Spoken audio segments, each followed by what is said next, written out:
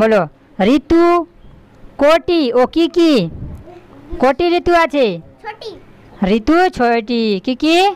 একটা গ্রীষ্ম, বর্ষা, শরৎ, হেমন্ত, শীত ও বসন্ত। পরের প্রশ্ন বলো বর্ষা ঋতু কখন হয়? হ্যাঁ, আষাঢ় ও শ্রাবণ বর্ষাকাল, হ্যাঁ, বা বর্ষা ঋতু। তারপরে পরের প্রশ্ন হেমন্ত ঋতু কখন হয়?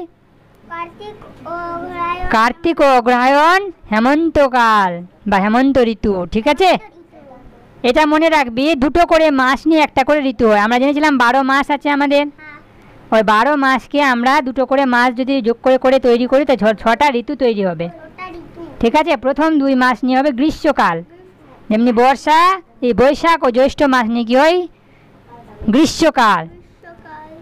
আষাঢ় ও শ্রাবণ হলো বর্ষাকাল, ভাদ্র ও আশ্বিন হলো শরৎকাল, কার্তিক ও অগ্রহায়ণ হলো কি? হেমন্তকাল, পৌষ ও মাঘ হলো